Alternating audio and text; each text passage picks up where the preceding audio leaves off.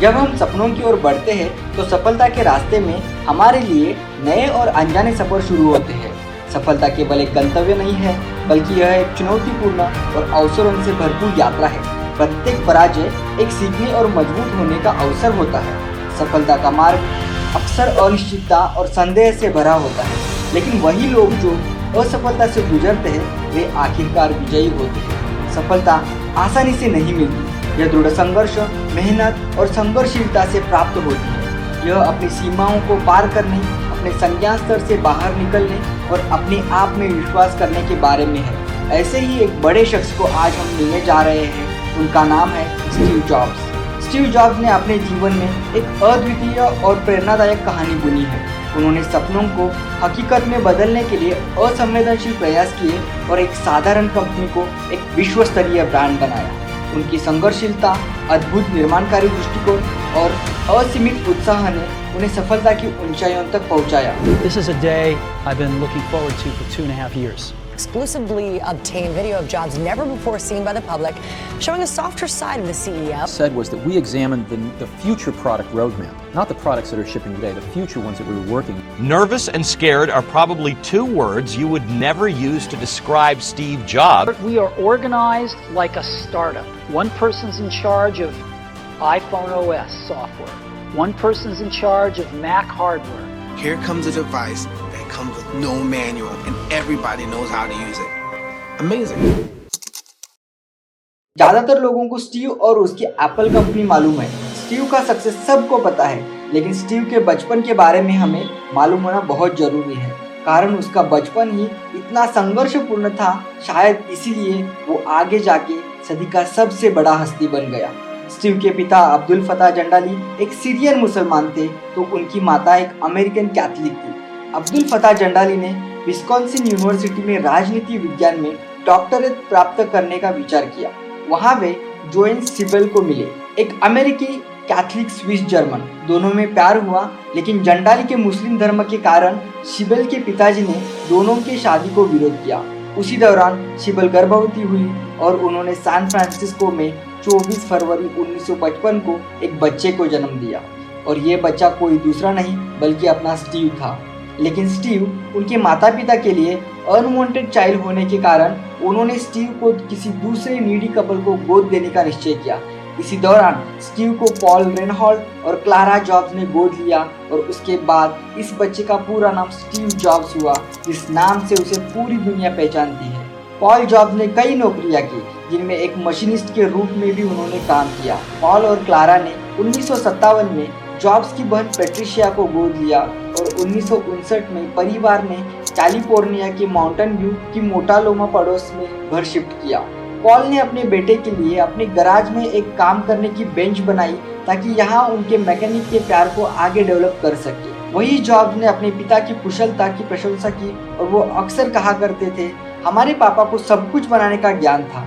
जब वह हमारी फैंस को बनाते तो मुझे एक हथौड़ा देते ताकि मैं उनके साथ काम कर सकूं। मुझे गाड़ियों में ठीक करने में इतनी दिलचस्पी नहीं थी, लेकिन मैं उनके साथ वक्त बिताने के लिए उत्सुक था। स्टीव जब 10 साल का हुआ तो वो इलेक्ट्रॉनिक्स में गहराई से शामिल हुआ करता था और अपने पड़ोस में रहने वाले कई इंजीनियरों के साथ मित्रता से रहता था, ताकि स्टीव को उनसे बाहरी दुनिया की इलेक्ट्रॉनिक्स टेक्नोलॉजी के बारे में पता चल सके। हालांकि उन्हें अपने उम्र के बच्चों के साथ मित्रता बनाने में कई कठिनाइयां आ रही थी और उनके सहपाठियों ने उन्हें अकेलापनी के रूप में देखा था।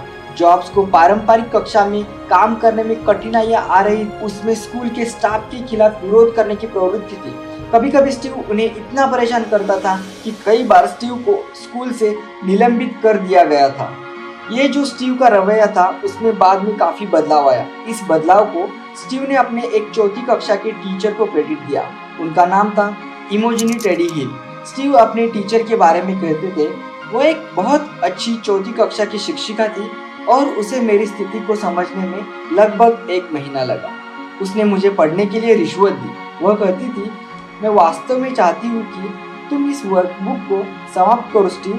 अगर तुम इसे समाप्त करोगे तो मैं तुम्हें $5 दूंगी। वह मुझ में पढ़ाई के प्रति उत्साह जगाती थी। मैंने उस साल इतना कुछ सीखा कि मुझे लगता नहीं कि मैंने किसी अन्य साल में सीखा होगा। उसके बाद स्टीव ने माउंटेन व्यू में प्रिटेंडेंस मिडिल स्कूल में 6वीं कक्षा में एडमिशन लिया।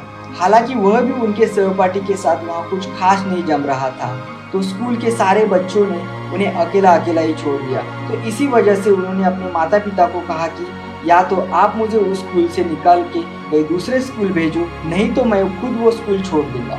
तो इसी कारण स्टीव के माता पिता ने 1967 में कैलिफोर्निया के लॉस अल्टोस में अपनी सारी पूंजी लगा के एक नया घर लिया।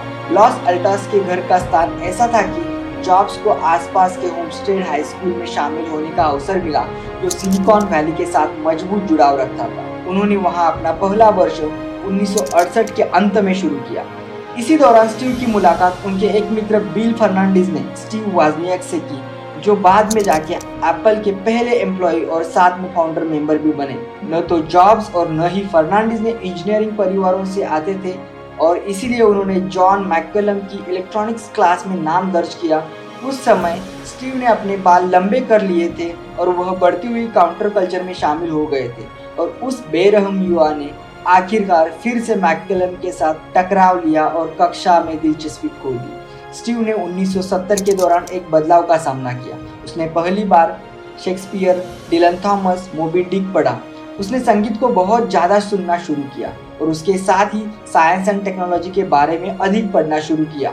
होमस्टेड हाई स्कूल में अपने आखिरी 2 साल में जॉब्स ने 2 विभिन्न रुचियों का विकास किया, इलेक्ट्रॉनिक्स और साहित्य। ये दोहरी रुचियाँ विशेष रूप से जॉब्स के सीनियर वर्ष में प्रतिबिंबित होते थे, क्योंकि उनके सबसे अच्छे दोस्त वॉजनियाक और उनकी पहली प्रेमिका artist homestead junior Krishna Brennan थी। उस समय के आसपास वॉजनियाक ने एक कम लागत वाला डिजिटल नीला बॉक्स डिजाइन किया था, जो टेलीफोन नेटवर्क को प्रभावित करने के लिए आवश्यक ध्वनियों को उत्पन्न करने के लिए होता था, जिससे मुफ्त दूरसंचार की जा सकती थी। उन्हें इसकी प्रेरणा एक लेख से मिली थी जिसका शीर्षक था secrets of the little blue box, जो एस्क्वायर के अक्टूबर 1971 के अंक में छपा था। जॉब्स ने फिर उन्हें बेचने और जो भी प्रॉफिट आया वो वॉजनियाक के साथ शेयर किया। जॉब्स के दिमाग में इलेक्ट्रॉनिक्स को दोनों उपयोग यानी मज़ेदार और लाभकारी साबित करने वाले, इससे वो आगे जाके बहुत कुछ कर सकते थे। 1994 में एक इंटरव्यू में बताया कि उन्हें और वॉजनियाक को वो नीला बॉक्स डिज़ाइन करने में 6 महीने लगे थे। जॉब्स ने बाद में यह बताया कि अगर वॉजनियाक के नीले बॉक्स की इनोवेशन न होती तो शायद ही एप्पल कंपनी भी इस दुनिया में न होती। उस नीले बॉक्स ने उन्हें यह दिखाया कि वे बड़े कंपनियों का मुकाबला कर सकते हैं और हरा सकते हैं। उन दोनों में ये आत्मविश्वास आया। सितंबर 1972 में स्टीव ने पोर्टलैंड ओरेगन में रीड कॉलेज में प्रवेश लिया। उन्होंने केवल रीड के लिए ही आवेदन किया, हालांकि यह एक बहुत महंगा स्कूल था जिसकी पॉल और क्लारा ने अर्थात उनके पेरेंट्स के लिए उनका खर्चा पूरा करना बहुत मुश्किल था। जॉब ने जल्द ही रीड के छात्र के अध्यक्ष रॉबर्ट फ्रेंडलैंड से मित्रता की। एक सेमेस्टर गया, उनके माता पिता को लगा कि चलो अब अपना स्टीव अच्छा खासा कॉलेज में सीख रहा है, लेकिन वो स्टीव था। उसका रेबल वाला रवैया आज भी उसके मन के कोने से बाहर आने की कोशिश कर रहा था, और वही हुआ जो होना था। आखिरकार स्टीव ने कॉलेज छोड़ दिया, और वो भी उनके माता पिता को बताए बिना। जॉब्स को लगता था कि जो कॉलेज में पढ़ाई चल रही है वो उसके लिए अर्थहीन थी। वो अपने माता पिता के पैसे ऐसे एजुकेशन के लिए वेस्ट करना नहीं चाहता था, लेकिन है कि वह अपने कक्षाओं को ऑडिट करके जारी रखता था, जिसमें रॉबर्ट पैलाडिनो द्वारा सिखाई जाने वाली कैलीग्राफी कोर्स भी शामिल थी। इसी दौरान पैसे न होने के कारण वो अपने दोस्तों के साथ हॉस्टल में फर्श पर सोता था, कोक बोतलों को भोजन के पैसों के लिए वापस करता था, और एक लोकल इस्कॉन कृष्ण मंदिर था जहाँ हफ्ते में एक बार ही फ्री खाना मिलता था। तो वो फ्री खाना खाने के लिए स्टीव कई किलोमीटर तक चल के जाता था। तो अपना एप्पल वाला स्टीव कुछ इस तरह अपनी कॉलेज लाइफ जी रहा था, जो सुन के हर कोई हैरान हो सकता है। 1974 के फरवरी में स्टीव अपने माता पिता के घर लौटे और नौकरी खोजने लगे। उन्हें जल्द ही कैलिफोर्निया के लॉस गेटोस में अतारी इंक ने एक कंप्यूटर टेक्नीशियन के रूप में नियुक्त किया। हालांकि 1973 में स्टीव वॉजनियाक ने क्लासिक वीडियो गेम पोंग का अपना वर्जन डिज़ाइन किया और उसके इलेक्ट्रॉनिक्स बोर्ड को जॉब्स को दिया। वॉजनियाक के अनुसार अतारी ने जॉब्स को केवल इसीलिए नौकरी दी क्योंकि स्टीव इस बोर्ड को कंपनी में लेकर आया था और उन्हें लगा कि उसने ये खुद बनाया था। 1974 के मध्य में जॉब्स अपने रीड कॉलेज के दोस्त और फ्यूचर एप्पल के कर्मचारी डैनियल कोटके के साथ आध्यात्मिक शिक्षाओं की खोज में भारत यात्रा के लिए नीम कैरोली बाबा के केची आश्रम को देखने गए। जब वे नीम कैरोली आश्रम पहुंचे तो वहां लगभग अकेलापन था, क्योंकि नीम कैरोली बाबा का देहांत सितंबर 1973 में हो चुका था। फिर उन्होंने एक सूखी नदी को चढ़कर हैदा खान बाबा के आश्रम की ओर लंबी यात्रा की। वहीं पे उन्होंने करीब करीब जीवन के 7 महीने शांति और सुकून से जिए। 7 महीने के बाद जॉब्स भारत छोड़कर अमेरिका आया। जॉब्स ने अपने रूप में परिवर्तन किया। उनके सिर को मुंडवाया गया था और उन्होंने पारंपरिक भारतीय पहराव परिधान किया था। इस दौरान जॉब्स ने साइकेडेलिक्स के साथ प्रयोग किया। बाद में अपने LSD अनुभवों को अपने जीवन में किए गए 2-3 सबसे महत्वपूर्ण चीजों में से एक बताया। इस दौरान जॉब्स और ब्रेनर दोनों ही कोबुन चिनो ओटागावा के माध्यम से जैन बौद्ध धर्म के प्रैक्टिशनर बन गए।